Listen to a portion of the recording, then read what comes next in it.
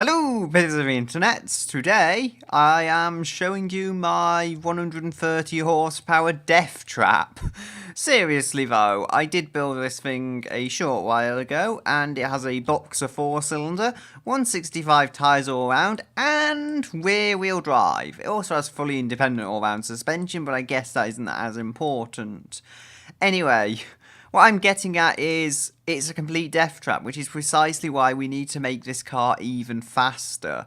Because it's an overused phrase, a lot of these cars end up in ditches. Well, mine did literally end up in a ditch when I drove it, so with that video you'll see it ended up in a ditch, and there's not much you can do, not much you can do when it's in a ditch.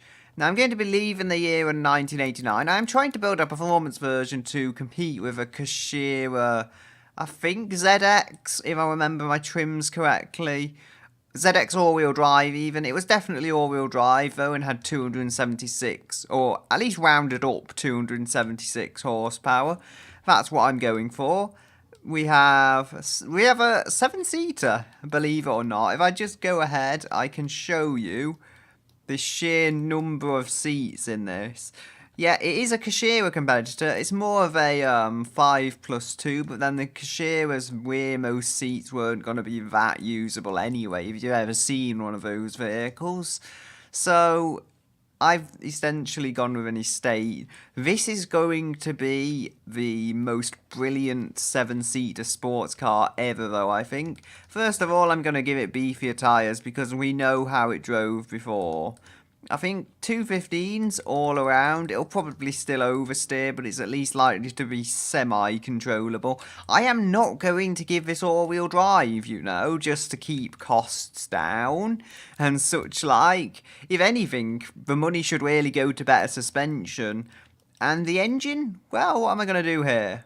I've got a single exhaust, yes. I could change that. I think I just went with whatever made me the most power. I could go with a flat 6, but this is good for weight balance, a flat 4. So I'm content to keep this if I can.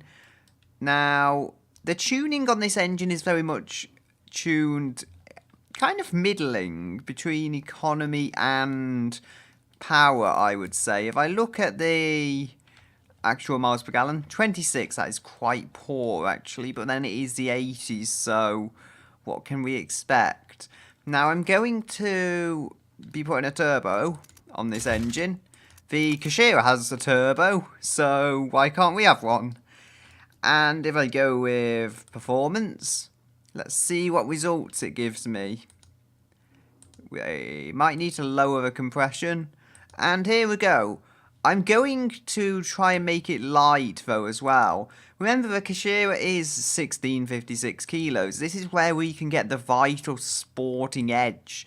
We could make something that potentially rivals a BMW M3 while also having the comfort suspension and the 7-seater elements of my obscure Tim vehicle, which would make it a usable family car as well. It would never handle as well as the M3 since it wouldn't be on sports suspension, but we have to remember it would be a good performance saloon overall, and that's what we need to get to.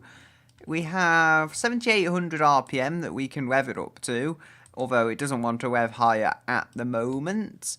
We've got multi-point fuel injection, which is actually pretty advanced for the time. And that's got worries in my head that we won't make it up to the kind of levels of performance I want. I do remember though, that might look poor now, but by tweaking the compression, I have before managed to get good results from just the intercooler, really. Not any other major changes to the car, just changing the intercooler has got some good horsepower. Mainly, that was a ridiculously overpowered car though, but the element remains that I can get extra power this way without too much effort actually. You'll see there, I'm just getting horsepower upon horsepower and I'm not really hurting anything. Look at that turbo lag though. I mean, I'm going to need to get hopefully less turbo lag if I'm to compete. I'm on regular fuel, I want it to stay that way. We could mess with a fuel mixture, but I don't think it's really appropriate at this time. We don't want ignition timing. I would say, how about race? Technically that's kind of throw all economy away though. Kind of ordeal. Yeah, it might end up making power, but look at that lag. I think I'm going to need to rev it higher. Rev it higher and put the performance on, perhaps. That so far doesn't look too bad. Because the higher RPM, as it is good. We're going to go with a quad cam, I think 4 valve per cylinder. Pretty cutting edge stuff at this time, but there were 4 valve per cylinder road cars at the time. So it's possible, I would say. I wouldn't say it's common by any means. It would be a short while until it's common on production cars, but 4 valve per cylinder, I think a Honda Accord of 1989 had it, so, you know, it's not too far off having that ability. Anyway, twin cam engines did exist in the 70s, so it's not like they are anything too ridiculous. 151 is what we're currently making, and it just doesn't want to rev as crazy high as I would have thought it would, which is a shame. That reduces torque. I'm not too bothered about torque. Torque is in excess of what we need, to be entirely honest. We don't need more than 180. So, no, 156. No, it's not 160. Why is my mind thinking that? And, no. Okay, 263. And are you going to? No. It's just such a precise art. Ooh, I found a way! Thanks, exhaust. I'm not going to change to a dual yet. I'm just going to stick this up and hope for the best. 169 horsepower. Well, it's progress. And the engine does seem to be revving just fine with the cast iron stuff for now, although it'll probably blow up in relatively short times. I'm not redesigning the engine though. I'm going to just change the internals to ones that can handle it, should the time come. So, they want 7800. It's kind of just about on the limits of the engine. Either way, we can change the parts because it'll give us better reliability, so why not? We have fancy cast. I think the market's liked that. I think that's why I went for it before. However, in this case, some things are more important than the market, and that is that we go with forged internals. Other than the crankshaft, which is perfectly fine being cast iron. So we'll go with a cast iron crank to save a bit of money. I mean, weight balance is something, it's not everything that we're going to vitally lighten every part of the engine. Can we just tweak this? Yeah, we can. Get that extra bit of power from the new internals. And how much will it rev for now? Does it have a particular difference? The performance index has gone up, which is good. It should have, because I've got 2 horsepower more from it.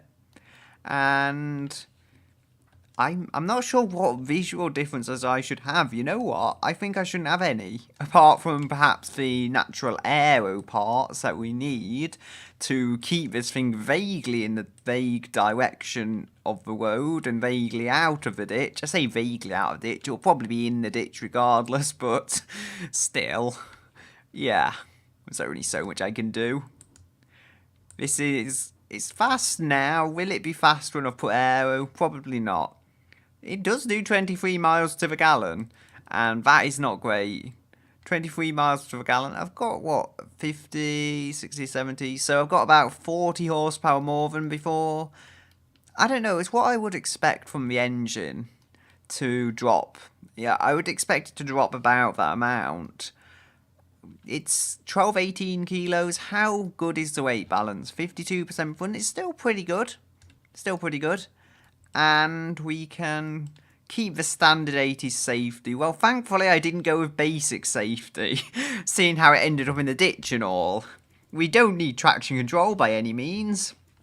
I am not spending that kind of money, especially not when I've gone with variable hydraulic steering and spent a load of money on that. Still, we could go with a basic cassette or a basic 8-track. Looking at it as a pony car, that helps it, and I'm going basically for something sporty. Utility sport is probably where it wants to be, though. It's probably more the family utilitarian sports car kind of thing.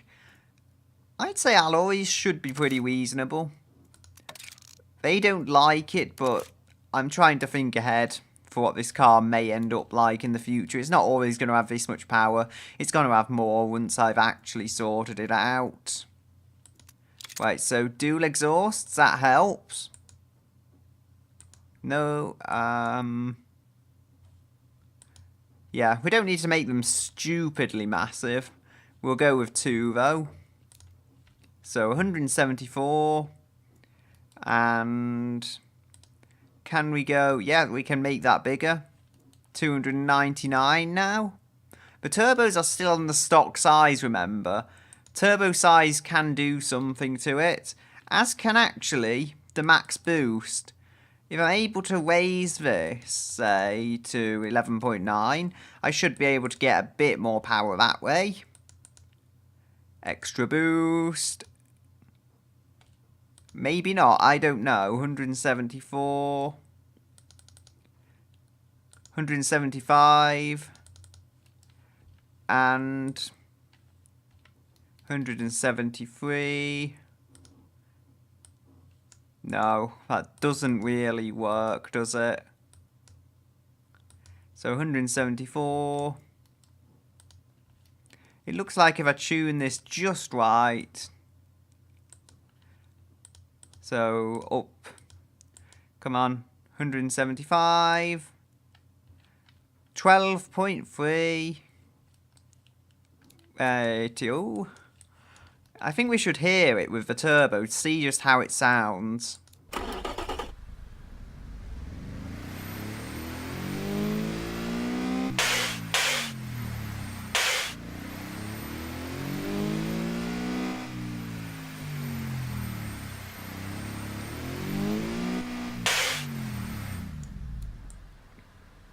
I have just remembered though, we have never had a power advantage over the Kashira.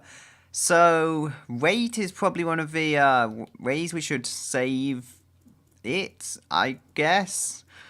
The partial aluminium is the panel material I've got at the moment. I'm thinking this is limited production, yes, but it's only going to be a limited production car in the sport trim, so I think it can handle it. Plus, the overall chassis is going to stay the same. We're just going to be going with aluminium panels on the outside, so you know, they're not going to be too ridiculous. So, but you can only use them on one car. It also improves economy. So, what about the suspension? I don't see any reason to change it, to be quite honest. Even if the market says so, I'm not going to develop an entirely new suspension system for the front just because I want it to handle slightly better. There's nothing wrong with McPherson's strut. It is fully independent suspension, and it isn't like ridiculously heavy or anything. So, yeah, I can deal with that. We can go. We could maybe stagger the tyres, I think. If we don't need such wide tyres on the front. I say such wide, they're only 215s, but I'll have a look at that. And utility sport, what do you want?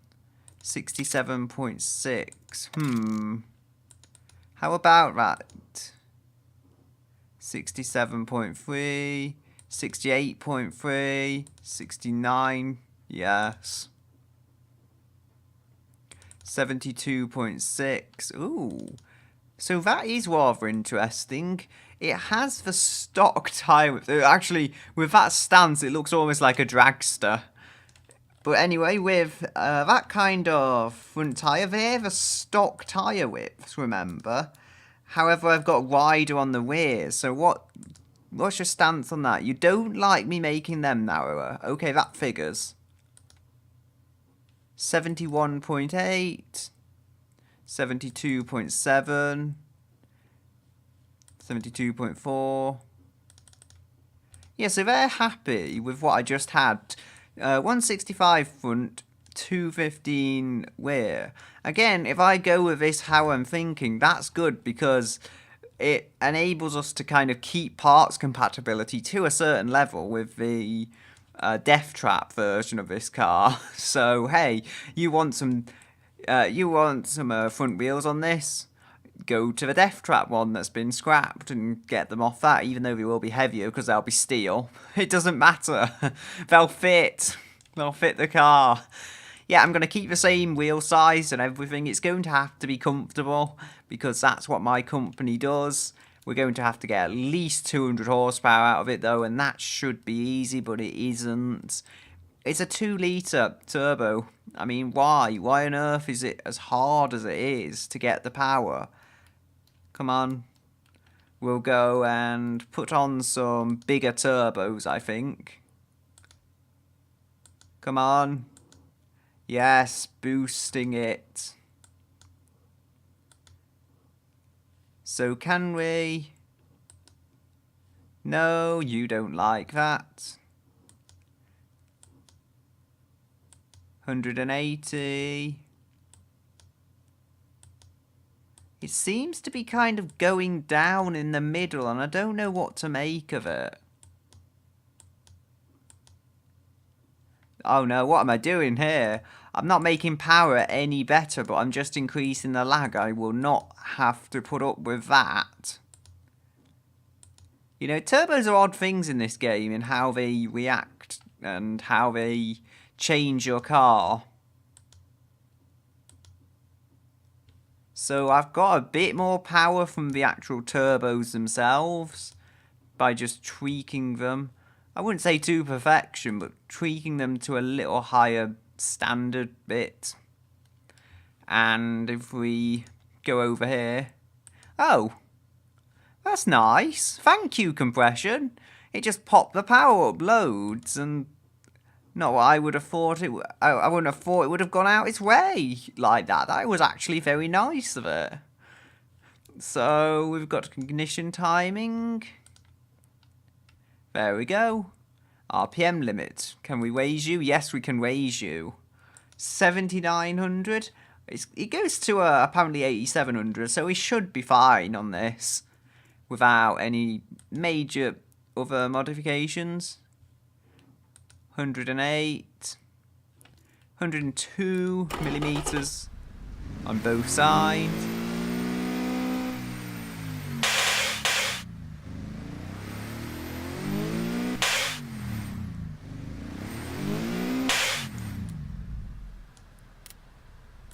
I have built an absolute death trap.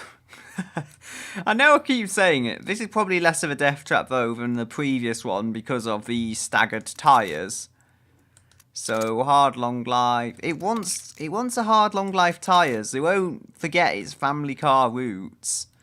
And I bet you want bigger wheels, don't you? No, actually, no, you don't. I took you wrong. 13 inches are good. Yeah, they're good with me too. So I'll take that. Vented discs should be slightly lighter, and 2-piston maybe not.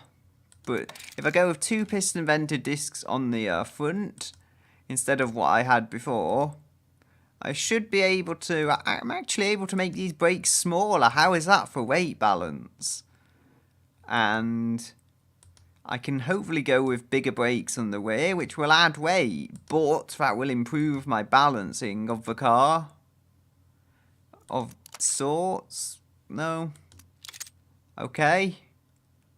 72.9, that's the number I'm going to stick with because they are already tiny, tiny brakes, but if they're effective, then who can fault them? Wait, so do we need smaller brakes here? No, actually we don't. I think we can go with 2 pistons, solid discs on the back. How would that react? 73, 73.1, and 73.1 on the numbers still, if I make these bigger. So 160 rear and 205 front. I didn't want to make the fronts bigger, but it looks like that's how it's going. I don't know. They are both smaller brakes, I think, than I started out with, rather comically. And it is 1160 kilos. Now, compared to the Kashira, that is almost 500 kilograms lighter. So I'm not going to take that badly. 500 kilograms less is definitely a good thing. Now, for the power, we were at 200 horsepower. That is not bad as well. So, I don't know. We're not at 2/3 of the power. No, we are actually. We've got 2/3 of the power.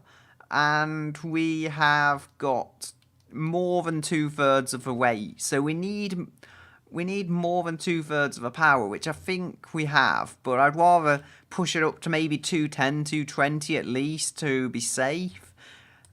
Come on, can we do this with the intercooler? I'm sure you have something to give. I'm sure of it. I'm not sure what it is, but I'm sure it's something slightly more impressive than nothing. No, okay. It's not putting anything out now. Maybe I have to increase the boost. Maybe that's when it will show with the intercooler. It has shown just now that I was able to get a bit more power, so maybe that was partially thanks to the intercooler, I don't know. Oh, actually, making it smaller helped. Yeah, 319, slightly bigger intercooler seemed to help. So we've got 201. It's really a fine act now, I think, of just balancing everything. 203, 204. I think until really this car starts losing power significantly. So, there we go. 36 and... No. I'm not content with raising that in the way I just was. How about...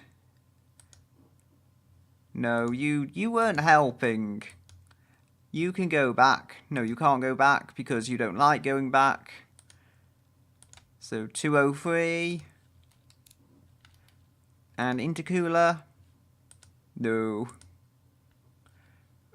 I would say it's impossible to get much more horsepower from this, but I remember I was saying that before inside my head, and hey, look, I got 200 out of it. I just had to push it in the right ways. I do not want to go with a fuel mixture. I do not have to go with a fuel mixture. So, yeah, I don't see why I should go with a fuel mixture. Even if it makes me tempting offers, I see no need to go with it. Maybe I could lower the ignition timing. Now, the ignition timing could be a good place to get a bit more, because I did set it up for a naturally aspirated engine, remember, so if there was a little more power here, it wouldn't be too surprising. And can we do this? Yes, we can keep doing it. Yeah, as I said, a bit more power there, because it's just not surprising. It is still 1989 technology, and that cannot be denied. There's still only so far I can push this engine. That cannot be denied, so come on. Up we go. I wonder if I can get 205 from it this way. This is just a very simple little trick I'm using to try and sneak power. Sneak power past the gates of the Intel... Intel manifold, no. It is kind of an Intel manifold since it is a Core 2 Duo channel, but the intake manifold and the 204 horsepower. Come on. The Compression, go up. No. Okay, so it seemed to like a fairly average ignition timing, but I know I can get it higher than that, and supposedly making it higher is better for economy, so yeah, go figure what I would do. No, I want you to go lower.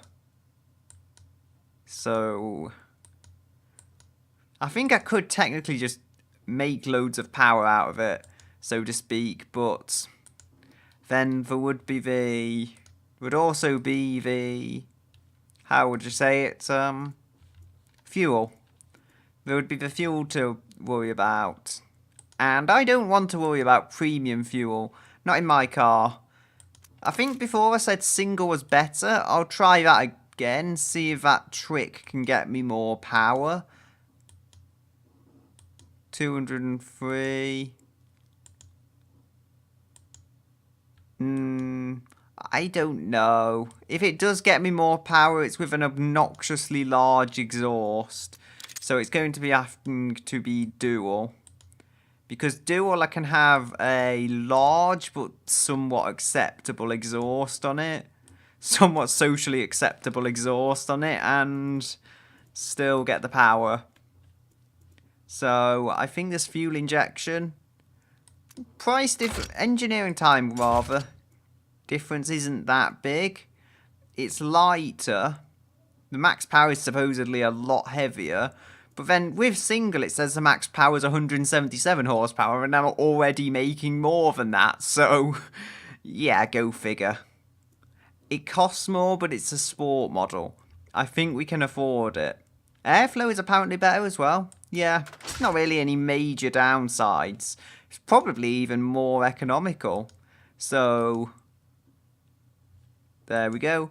There's got to be power in here. There's got to be power in that injector type, though.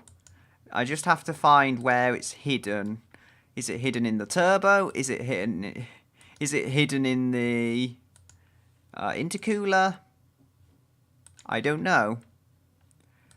206. I can do that. I'm not sure why I would want to. It kind of moves the power curve back, if anything. Compressor.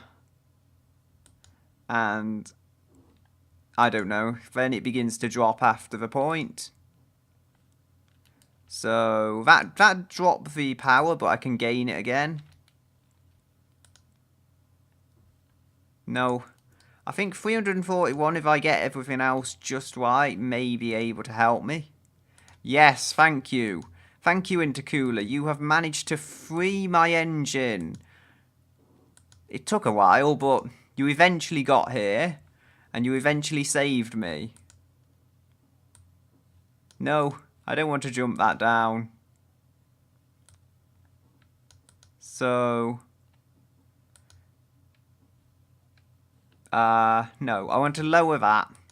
I want to lower that until the big drops start coming in for power. So 15, 16, 17, and then it kind of stops there. Then I can maybe use this to get a bit more boost, ever so slightly. 13.2. I think this is about what I'm looking for. No, you don't want to rev higher. Ooh, you can rev a bit lower though. So, what do we have here? Ignition timing. No, don't change me, you'll hurt me. And so I apparently hurt it by changing it. 60. So we have either 63 or 64. I would say slightly more very high end on 64 for ignition timing, so I'll use that. We can lower this without any problems actually. 7,700 RPM. And we might actually be able to get away with cast again. So 7,800, and yeah. We could technically get away with cast, but you're cutting it so close to the limit that I don't want to do that unless it's strictly necessary. Utility Sport doesn't seem to like my engine. 4,500 RPM though until you actually get anything. Probably doesn't help with that. And This is going to be rear drive. No all-wheel drive to kind of help put that turbo surge down. But I would say this is about the right level of power. I'd say we're not making too little power. It's enough for the 1980s to be competitive. And the turbo idea was pretty good. The other idea I had was we could go with a flat 6 and turbo that, but hey, we didn't need to. The Kashira has a V6, but hey, we don't need a smoother engine again because the flat 4 is a naturally balanced engine, as I said last time round with building this. So things are going well. We can flare the archers some more. This is going to be the craziest dadmobile ever, though. It's probably what Batman drives when he has children. But painted black, not painted green. So there we go. And come on, we need to find the correct. What's it? Oh dear. So we can do that, and I don't know why you're all the way out there. I can bring you out just a little. I can hopefully adjust that to 45, maybe 55. Yes, the total muscle cariness of it. Total muscle cariness of these stupid wide fenders. It's a wide body now. I have built a wide body for the sake of speed. I think it sounds weird, but I think Utility Sport might only like the staggered tyres because it's good for loading stuff into the back of it to go to the dump, probably. 72.3. And 205, no. Wait, you want smaller brakes? I'm getting concerned. Why on earth would you want smaller front brakes? So 205, there we go, 200. No, you can go small then. Or maybe... No, actually, let's go with vented on the rear so we don't get as much brake fade. But single piston, let's see how big I need to make them. Oh. I can only make them so big. But 72 seems like a good number, so as long as I've got that on it. I've gone with the smallest rear brakes and the largest front brakes, and the rears are still bigger. But hey, it's actually fairly balanced, I would say, for braking. And we'll go 21 miles per gallon. Maybe not as bad, actually. Remember, this is a sports car now. It's a performance vehicle of sorts. We have more front weight balance because aluminium panels naturally and a turbo on the front. It's not too badly balanced though. So what can I say there? We can have comfort suspension. We could have utility suspension. They like that. Sport, normal, off-road, race. No, but of course they don't like that. So there is normal suspension, and then there's comfort. They don't like comfort as much as they like normal. I think if we go, ooh, hydro pneumatic, no. It's not that kind of car. 71.2. I think I'm going to just keep it on this. Same suspension setup, but I don't know. We need to increase rear spring stiffness, apparently. I have had an idea. 71.2. No, so it was just the idea that if I'm able to slightly lower it, and I was actually slightly able to lower the comfort suspension. I apparently need to stiffen the rear up as well. So increase rear spring stiffness. It's very stiff, and the rear dampers are soft. So dampers. We'll go wheel spin is reducing drivability. Yeah, problem is the market I'm targeting doesn't really like better tyres. Although, I maybe could go with a differential. Maybe I could sneak a vicious. Yes, I can. They're a bit indifferent about a vicious differential, but it will actually help put the power down, perhaps. They don't like a geared.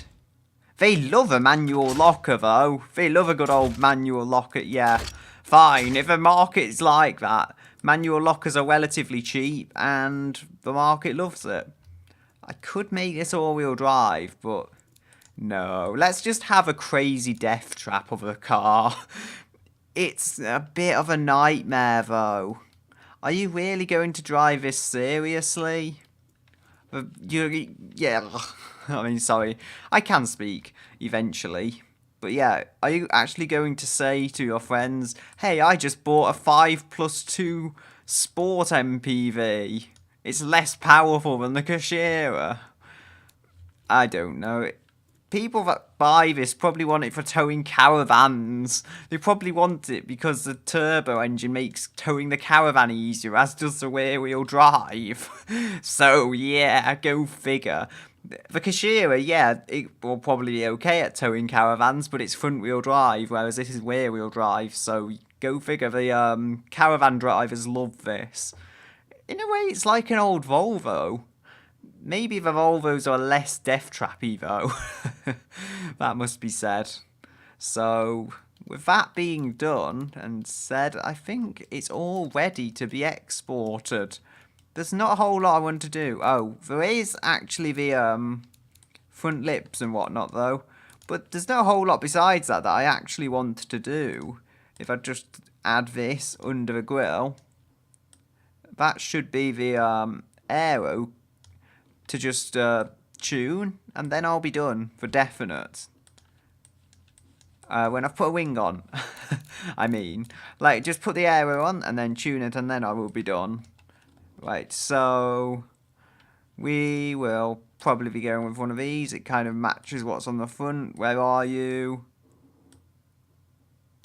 It's a bit like a surfboard, and it doesn't really like my PC. Please stop lagging. Please. This'll have to do. No, this won't have to do. That's too wonky. Right, that will have to do. It's not perfect, but hey, I put a wing on it. And it's barely noticeable. It's not a big wing.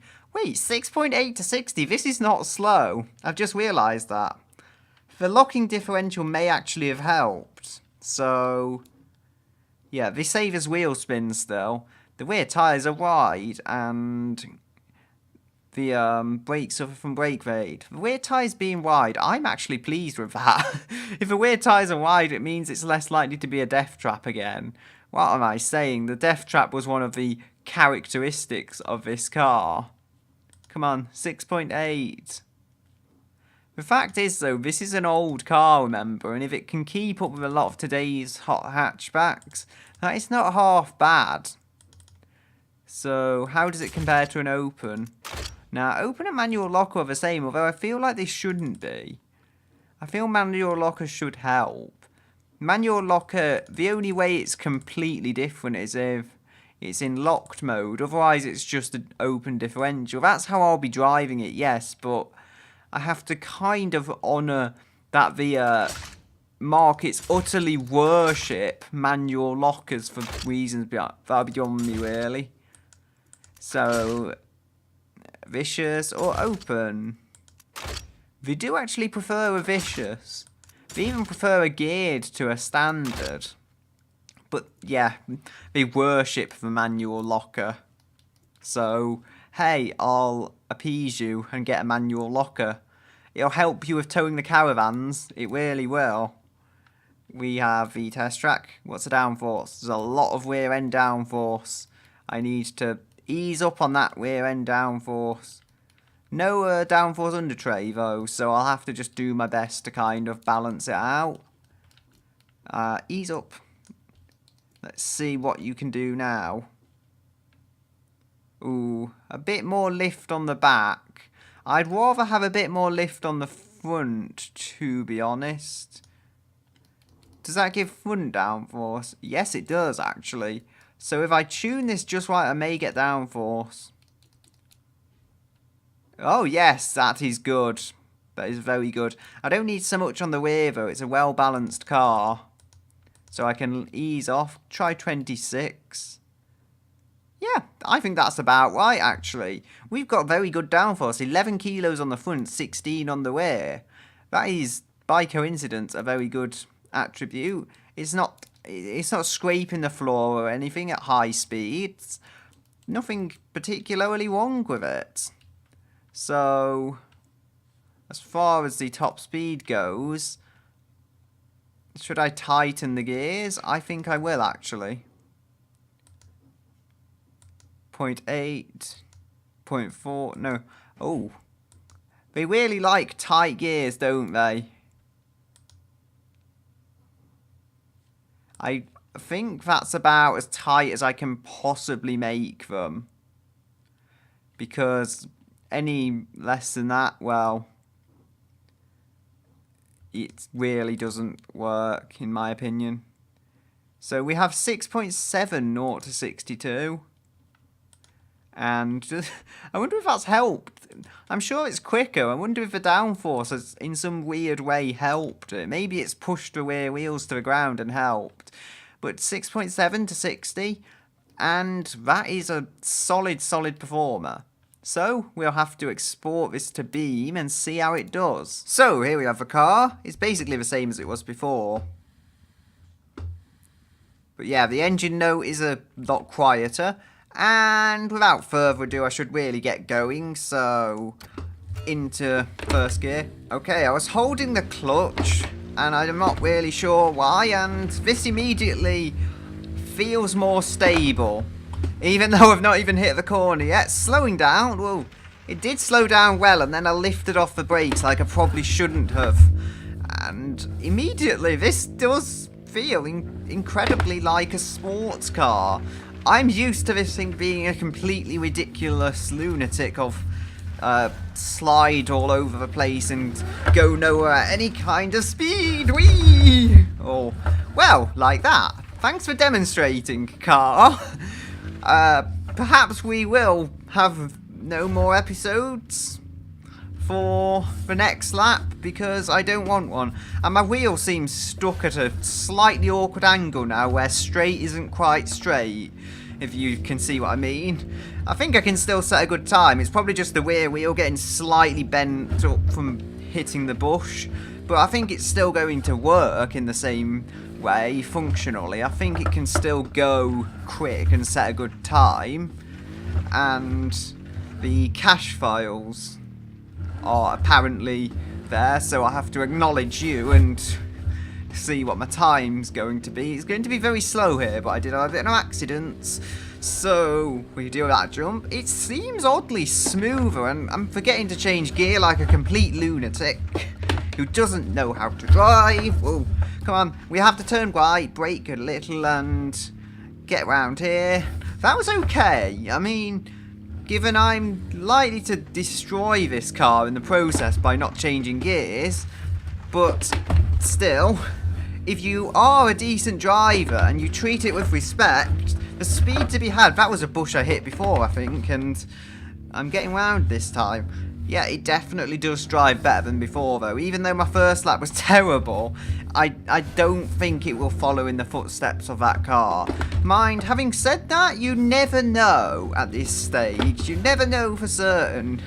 And that was just me just about managing to get the gear because I'm a complete fool and I don't know how to shift. Let alone knowing how to shift when I'm also trying to control a slightly tricky car. Yeah, it is slightly tricky, but at the same time, it's not horrible. It it's manageable. It's perfectly manageable as we go over the line. A 1 minute 12, that is, I don't think that's too bad a time, you know. As I need to brake there, and I was beginning to lose control anyway. So, yeah, you might have been able to see that. Try and gently navigate the steering wheel. It's not quite like driving a boat, but yeah, it is softly sprung. So that means it's probably not quite as tight as other vehicles, but it'll be better over the bumps compared to them. It's not heavy either, so that might mean on this kind of a surface it'll struggle more to put the power down. It is a bit of a challenge though, and I don't find the turbo to be an issue, oddly. You know, of all the issues this car has, the turbo ain't one of them, and it is not in a ditch. Yes, I've accomplished something. I made a car that doesn't find its way into ditches. Aren't I so special? Whoa, come on. That was a very odd way to take a corner, and I might not have been quick. Right, so here, what I have to do is basically third gear through here and accelerate. Yeah, second gear, second lap was the best. A 1 minute 12.705. So here's our car. You pretty much wouldn't notice there's anything wrong with it. Well, there's that. It's just styling, okay? Seriously though, the time it's set was just below the V6 Core 2 Duo Sports car thingy I built, which was a fairly good all-round sports car actually. It was below the twin turbo though as well. No, I mean it was below the naturally aspirated version. It was just heavy, that car, and it was harder to get it round the course because of that fact. Also the power made it a little twitchy under heavy acceleration, although it was all-wheel drive, so it was overall quite easy. And this was not too easy, so to get close to that, I guess, is impressive. We've beaten the Key sports car. I mean, that's not too impressive, but remember, that is a car made in the distant future from when this car is out. And it's got a much better, I think, turbo engine. Or it may not even be a turbo engine. Whatever engine that had was a lot better. So, yeah. We've also come a little above the League 1 base, so we're not embarrassed there. We are beating the economy cars of its day. Even if it's only slightly, the fact that it is at least saying sporty times is good in my book. But the true test, can we beat the Kashira? Unfortunately, I reckon not, because the twin-turbo sports car above it should have proven that, really, that as much as this thing is better than the predecessor, well, not predecessor, the less sporty version, it just might be no match for the front-wheel drive and all-wheel drive cars we've had around here. So, here we have the Kashira GTZ all-wheel drive, and I am scared of this. I've basically got a rear-wheel drive converted Subaru to go against an all-wheel drive MPV. However, the all-wheel drive MPV does have a lot of power, and it has all-wheel drive, so it's like I'm trying to compete in a weird way with a Nissan Skyline GTR, and they were legends, as I'm sure you know. Come on. Yeah, this does sound better than the inline 4 as far as I remember. It doesn't sound grumpy in the same way. Either that or it's just like I'm nice feeling that it has an engine sound, because the other one was pretty much silent and very, very hushed, let's say. Well, it is understeering, yeah. One of the Kashira's traits, understeering, at least compared to the other car. Whoa, thanks, it oversteered. Thanks for the oversteer. You've engaged me as a driver a bit better now. Yeah, even with all-wheel drive, it is still understeering. I'm not sure if I mentioned, but I said it was a ZX earlier. It is a GTZ I'm competing with for definite. Ooh, that was a bit close. This car almost ended up in a ditch. Imagine how that would be for a turn of fate. If my car was the safe one and this was a car that kind of ended up in a ditch. The weight may actually be playing against it. It may not be as impressive as I'm thinking of it as being. Come on. Because. Oh, come on. This way. Yeah, it does feel actually very big, and it feels very heavy round corners. Whereas mine felt like a lighter, sportier car. Mine just felt, I don't know if I should say it, but younger. It just felt like that. It didn't feel as heavy. This feels old and like it's been held back, and I guess like it is. It's not a bad car, but just it's a bit average for what you would expect. Come on through here. Mine, maybe this is going a lot quicker. Yeah, it is. Believe me, it does not feel exciting, but it's transferring into real world speed. I'm pretty sure my quickest was a 112, and this is a 111. Ooh. Well, that seals it. That just about seals it though. Like, this car is a dangerous quick one, and my car is a slow safe one. I bet that's a plot twist you didn't see coming. Well, the Kashiras are just faster. I think I've lost the front wheel. Yeah. But I don't know, seeing the time, I don't think I need to do any more laps with this. I think the point has been proven. This car is quick, and it will remain quick. So, my car is a little weakling in comparison. Oh dear. Anyway, with all being said and done, I'll now leave it at this, and I'll say goodbye until another day. Alright, get off there.